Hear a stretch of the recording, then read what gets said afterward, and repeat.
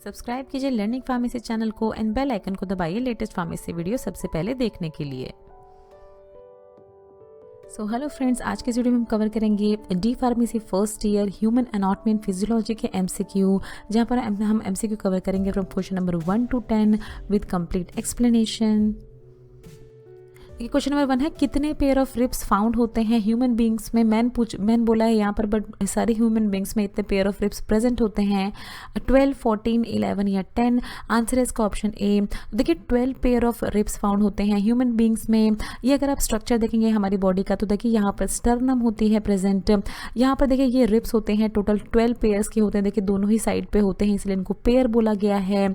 जिसमें देखिए यहाँ फिर क्या होता है, और कोस्टल कार्टिलेजेस से जुड़े होते हैं। यहाँ पर देखिए कोस्टल कार्टिलेजेस होती हैं दोनों ही साइड पे, जो कि ज्वाइन करती हैं रिब्स को स्टर्नम से। फर्स्ट 7 रिब्स जो होते हैं, देखिए यहाँ पर बताया गया फर्स्ट 7 पेयर्स जो हैं देखिए वो अटैच होते हैं स्टर्नम से डायरेक्टली कोस्टल कार्टिलेजेस के थ्रू, और इन फर्स्ट 7 को ट्रू रिब्स कहा जाता है, तो ये भी आपको याद रखना है।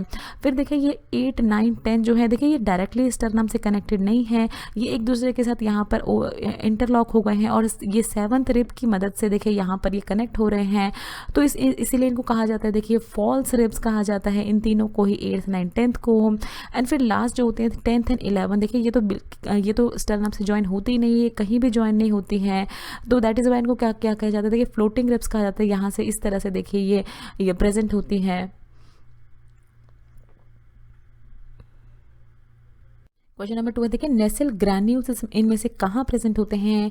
कॉन्ट्रोसाइट्स, बोन सेल, मास्ट सेल या नर्व सेल। आंसर है इसका ऑप्शन डी। नेसल ग्रैन्यूल्स जो है देखिए नर्व सेल में प्रेजेंट होते हैं। नेसल ग्रैन्यूल्स को नेसल बॉडीज भी कहा जाता है। ये पार्टिकल होता है, देखिए अगर आप ये न्यूरॉन को देखेंगे इस तरह से, न्यूरॉन का ये एक्सोन होता है, ये पूरा ही इसका ये न्यूक्लियस होता है। अगर एक स्ट्रक्चर आप वीडियो को पॉज करके देख सकते हैं कि क्या क्या प्रेजेंट होता है न्यूरॉन में, तो यहाँ पर आप ये देखेंगे, देखिए यहाँ पर इस तरह का स्ट्रक्चर होता है, ये जो एक तरह का इंटरलॉक्ड आप कह सकते हैं थ्रेड लाइक स्ट्रक्चर होता है, तो ये इसी को कहते हैं देखिए नेसल ग्रैन्यूल्स। मैश वर्क में होते हैं न्यूरॉन में, इस तरह से मैश लाइक स्ट्रक्चर बना लेते हैं, एक तरह का जाल बनाते हैं ये। तो इसमें क्या होता है, देखिए ये पार्टिकल्स होते हैं जो कि न्यूरॉन की सेल में हमें दिखते हैं, और इसमें ये किसके मिलके बने होते हैं, granular endoplasmic reticulum and polyribosome के मिलके बने होते हैं। तो ये भी आपको याद रखना है कि नेसल ग्रैन्यूल्स की कॉम्पोजिशन क्या होती है, एंडोप्लाज्मिक रेटिकुलम एंड पॉलीराइबोसोम होते हैं इसके अंदर। फिर देखिए ये जो नेसल ग्रैन्यूल्स होते हैं ये आरएनए रिच होते हैं, जो राइबोस न्यूक्लिक एसिड होता है वो प्रेजेंट होता है इसमें, और इसको स्टेन किया जाता है बेसिक डाइस की मदद से। मतलब जब भी इसकी टेस्टिंग करनी होती है, जब भी आपको पता ही होगा माइक्रोस्कोप के अंदर टेस्टिंग की जाती है, तो अगर हमें पता लगाना है कि नेसल ग्रैन्यूल्स कहाँ प्रेजेंट है न्यूरॉन्स में, तो ये पूरा ही जो न्यूरॉन जो एक पार्ट लिया जाता है सेल का, उसको स्टेन किया जाता है, मतलब बेसिक डाइज उसके ऊपर डाले जाते हैं, और फिर अंडर द माइक्रोस्कोप उसको देखा जाता है, तो ये स्टेन हो जाते हैं बेसिक डाइज से, जिससे कि आसानी से फाइंड आउट किया जा सकता है नेसल ग्रैन्यूल्स को। क्वेश्चन नंबर 3 है, देखिए प्लाज्मा में कितना अमाउंट ऑफ वाटर प्रेजेंट होता है। वाटर एक्सटेंट कितना होता है पूछा है आपसे, 60%, 90%, 70% या 80%। आंसर है इसका ऑप्शन बी। तो देखिए प्लाज्मा में अराउंड 92% वाटर कंटेंट होता है। प्लाज्मा में बहुत ही ज़्यादा वाटर प्रेजेंट होता है। अब प्लाज्मा में ये देखिए होल ब्लड है, जो पूरा ही ब्लड विड्रॉ किया जाता है किसी भी पर्सन की बॉडी से, उसको जब सेंट्रीफ्यूगेशन पे भेजा जाता है, तो देखिए इस तरह से लेयर्स जो हैं वो सेपरेट हो जाती हैं।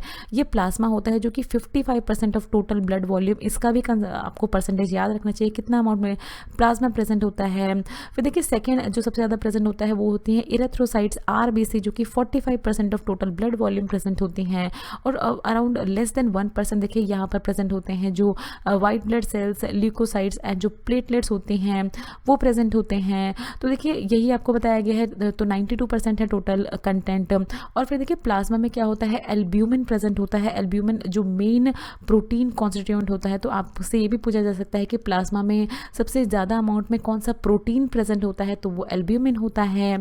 फिब्रिनोजिन प्रेजेंट होता है प्लाज्मा में, जो कि क्लॉटिंग के लिए रिस्पॉन्सिबल होता है, ब्लड क्लॉटिंग के लिए आपके बॉडी में। एंड देखिए ग्लोबुलिन्स प्रेजेंट होते हैं, जो कि जिसमें एंटीबॉडीज प्रेजेंट होती हैं। तो ये सारा ही होता है देखिए प्लाज्मा का कंटेंट। क्वेश्चन नंबर 4 है, इनमें से कौन सा ऐसा बॉडी का पार्ट है जिसमें ब्लड सप्लाई नहीं होती है? कार्टिलेज, कनेक्टिव टिश्यू, बोन या none of the above? Answer है इसका ऑप्शन ए। कार्टिलेज एक ऐसा पार्ट है देखिए हमारी बॉडी का जिसमें कोई भी ब्लड सप्लाई नहीं होती, जिसमें कोई ब्लड वेसल नहीं होती। ये आपको बता दें कि ये ए वस्कुलर होता है। अगर हम ये देखिए नी जॉइंट की बात करें तो यहाँ पर देखिए ये जो है ये कार्टिलेज प्रेजेंट होते हैं। आर्टिकुलर कार्टिलेज, मिनिस्कस होती है ये, यहाँ पर लिगामेंट्स होते हैं। तो फिर क्या होता है देखिए आर्टिकुलर कार्टिलेज में कोई डायरेक्ट ब्लड सप्लाई नहीं होती, जिसकी वजह से क्या होता है जो कॉन्ट्रोसाइट्स होती हैं, कॉन्ट्रोसाइट्स क्या होती हैं, ये ऐसी सेल्स होती हैं जो कि हेल्दी कार्टिलेज में प्रेजेंट होती हैं। तो हर सेल को आपको पता होगा हमारी बॉडी में हर सेल को न्यूट्रिशन चाहिए होता है, एनर्जी चाहिए होती है, बट क्योंकि यहाँ पर कोई ब्लड सप्लाई नहीं है तो क्या होता है ये सेल जो है अपना न्यूट्रिशन को रिसीव करती हैं diffusion from the surrounding environment. मतलब जो भी सराउंडिंग एनवायरनमेंट, जो भी इसको मसल सराउंड कर रही है, उन मसल से न्यूट्रिशन जो है वो डिफ्यूज़ होके इनकी जो कॉन्ट्रोसाइट सेल में एंटर करता है और उन्हें उसी न्यूट्रिशन के थ्रू इसकी जो पूरी आर्टिकुलर कार्टिलेज है उसको एनर्जी मिलती है।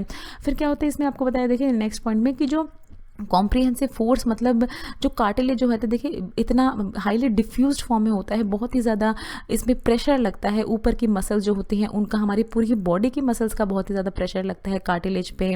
तो इस प्रेशर की वजह से भी क्या होता है कि जो न्यूट्रिशन है उसको डिफ्यूजन होने में आसानी होती है, न्यूट्रिशन एब्जॉर्ब हो पाता है आसानी से आर्टिकुलर कार्टिलेज में और इनको एनर्जी मिलती रहती है। क्वेश्चन नंबर 5 देखिए लाइफ स्पैन क्या होता है वाइट ब्लड सेल का ह्यूमंस में? 13 to 20 डेज आपको देखिए ड्यूरेशन दी गई हैं अलग अलग, 30 to 45, 50 to 60, 70 to 80। आंसर है इसका ऑप्शन ए।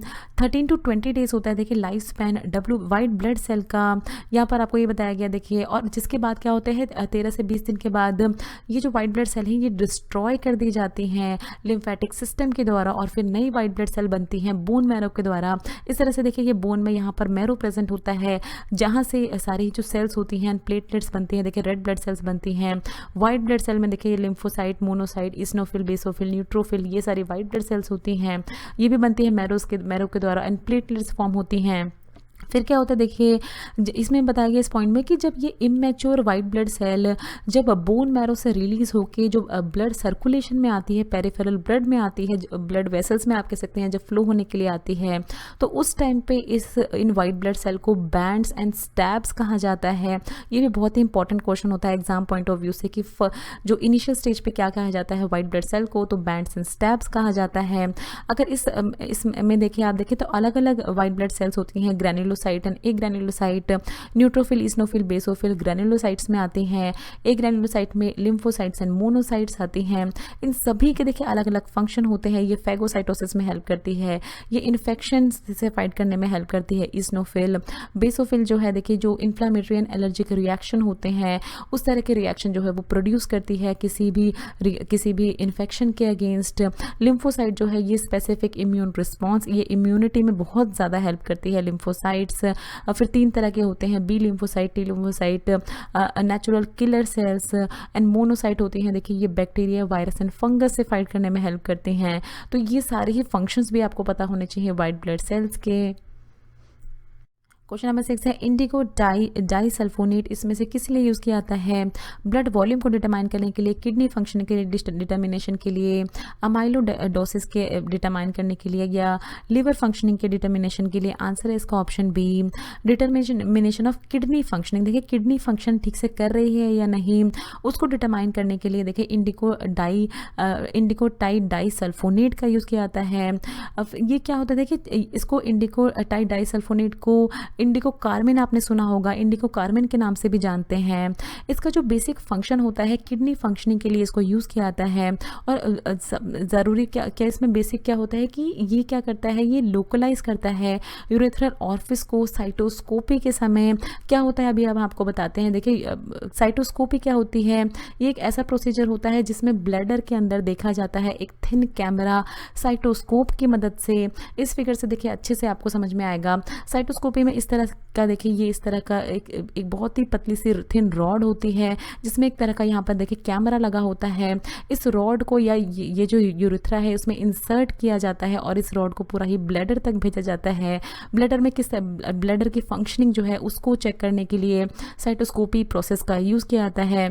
तो इसमें जो इंडिकोकार्मिन का फंक्शन होता है, क्या होता है कि ये जो है ये जो यूरेथ्रल ऑरिफिस है इसको लोकलाइज मतलब इसको पता लगाने में हेल्प करती है कि कहाँ से इस तरह का ये जो थिन रॉड है इसको इंसर्ट करना है। क्वेश्चन नंबर 7 है ह्यूमन बींग्स में कितने number of parathyroid glands present होते हैं, 8, 2, 6 या 4? आंसर है इसका ऑप्शन डी। तो देखिए ह्यूमन बींग्स में 4 पैराथायरॉयड ग्लैंड्स प्रेजेंट होते हैं। ये देखिए अगर आप ये पूरा ही नेक का स्ट्रक्चर, यहाँ पर नेक है, देखिए यहाँ पर अगर आप देखें तो ये होता है देखिए थायराइड ग्लैंड, और इसके बिहाइंड तो देखिए back side of the neck जो होती है आपकी, वहाँ पर ये पैराथायरॉयड ग्लैंड्स प्रेजेंट होते हैं। इस तरह से 1, 2, 3, 4 इन नंबर्स होते हैं। ये ग्लैंड्स होते हैं एंडोक्राइन सिस्टम के, जो कि हमारी बॉडी में कैल्शियम जो है उस कैल्शियम के लेवल को मेंटेन करके रखते हैं, कैल्शियम के लेवल को रेगुलेट करते हैं। यहाँ पर ये बताया गया देखिए बिहाइंड द नेक होते हैं और कंटिन्यूसली ये मॉनिटर करते हैं एंड रेगुलेट करते रहते हैं ब्लड के कैल्शियम लेवल को। क्वेश्चन नंबर 8 में आपसे मेन मसल पूछी है शोल्डर की, कौन सी होती है, डेल्टॉइड, ट्रेपीजियस, ग्लूटेंस या सुप्रास्पाइनेटस? आंसर है इसका ऑप्शन ए। डेल्टॉइड मसल जो होती है देखिए मेन मसल होती है शोल्डर की, और ये फर्दर क्या है देखिए 3 पार्ट्स में डिवाइड होती है। यहाँ पर देखिए एंटीरियर डेल्टॉइड होती है, इस यहाँ पर प्रेजेंट होती है। यहाँ पर होती है देखिए लेटरल डेल्टॉइड, अगर आप साइड व्यू में देखेंगे तो सामने ही होती है, जो सबसे सामने होता है उसको लेटरल डेल्टॉइड कहते हैं। एंड देन यहाँ पर होती है देखिए पोस्टीरियर डेल्टॉइड। फिर फर्दर क्या होता है देखिए डेल्टॉइड मसल, डेल्टॉइड को अगर आप इस तरह से देखेंगे यहाँ साइड व्यू से तो कहाँ से कहाँ तक एक्सटेंड करती है वो आपको इस पॉइंट में बताया गया। देखिए स्पाइन ऑफ स्कैपुला, देखिए स्कैपुला ये दोनों ही हमारी शोल्डर बोन्स होते हैं, देखिए क्लेविकल एंड स्कैपुला। तो देखिए स्कैपुला से लेके क्लेविकल के लेटरल पार्ट तक ये इस तरह से एक्सपेंड होती है। यहाँ पर देखिए क्वेश्चन नंबर 9 है सेक्रोलिमा, इसमें से क्या होती है, साइटोप्लाज्म ऑफ स्केलेटल मसल का साइटोप्लाज्म होता है, मेम्ब्रेन होती है स्केलेटल मसल की, साइटोप्लाज्म होता है हार्ट मसल्स का, या एंडोप्लाज्मिक रेटिकुलम होती है स्केलेटल मसल की? आंसर है इसका ऑप्शन बी। देखिए सेक्रोलिमा क्या होती है, मेम्ब्रेन होती है स्केलेटल मसल की। अगर आप ये देखिए स्केलेटल मसल फाइबर का स्ट्रक्चर अगर आप देखें तो एक तरह का देखिए ये एनवलप होती है, एक तरह की कवरिंग होती है मसल फाइबर की, जिसके अंदर देखिए सेक्रोलिमा है ये कवरिंग, इसके अंदर सेक्रोप्लाज्म प्रेजेंट होते हैं।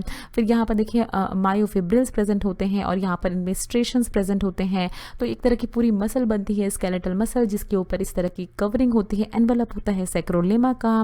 सेक्रोलिमा जो है इसका बेसिक फंक्शन क्या होता है कि ये बैरियर की तरह एक्ट करती है एक्स्ट्रा सेलुलर एंड इंट्रासेलुलर जो मसल फाइबर होते हैं, मसल सेल्स होती हैं, उसमें एक तरह का बैरियर की तरह काम करती है, जिससे कि जो अंदर प्रेजेंट होते हैं जितने भी इसके जो भी इसके अंदर पार्ट्स प्रेजेंट है, सेक्रोप्लाज्म, माइक्रोफिब्रिल, स्ट्रेशंस, उन सभी को ये एक तरह का प्रोटेक्ट करने का काम करती है अपने इनसाइड, अपने एनवलप के इनसाइड। क्वेश्चन नंबर 10 पूछा है आपसे, देखिए कि कितने pair of intercostal muscles present होती हैं ह्यूमन बींग्स में, 14, 13, 12 या 11? आंसर है इसका ऑप्शन डी। तो देखिए 11 pair of intercostal muscles present होते हैं ह्यूमन बींग्स में। अभी हमने देखा था देखिए इस तरह का स्ट्रक्चर जहाँ पर ये स्टर्नम था, ये रिब्स होती हैं जो कि स्टर्नम से कनेक्टेड होते हैं, फर्स्ट 7 रिब्स इन कोस्टल कार्टिलेजेस के थ्रू।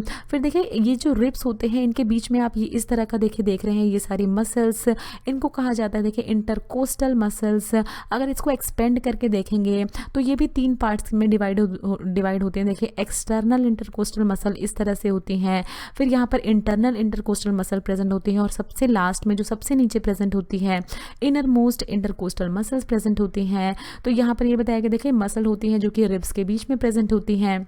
जो बेसिक फंक्शन होता है इसका होता है कि चेस्ट को मूव करवाना, बेसिकली इन्वॉल्व होते हैं। जब आप ब्रीथ करते हैं तो आपने देखा होगा आपकी चेस्ट जो है वो एक्सपेंड हो जाती है, और जब आप रिलैक्स करते हैं, ब्रीथ आउट करते हैं, तो क्या होती है वो आपकी चेस्ट जो है वो श्रिंक हो जाती है। तो इसी तरह ये किस वजह से होता है, ये इन्हीं मसल इंटरकोस्टल मसल्स की वजह से होता है। Breathe in and breathe out में हेल्प करती हैं, एक्सपेंशन एंड रिलैक्सेशन में हेल्प करती हैं आपके रिब्स का। 11 इन नंबर होते हैं, अगर आप काउंट करेंगे तो देखिए यहाँ से काउंट करें 1, 2, 3, 4, 5, 6, 7, 8, 9, 10 एंड 11। तो देखिए 11 पेयर होते हैं, दोनों ही साइड पे प्रेजेंट होते हैं। So thanks for watching. Next video में हम कवर करेंगे D pharmacy first year human anatomy and physiology questions, जिसमें हम एमसीक्यू के देखेंगे from question number 11 to 20 with complete explanation.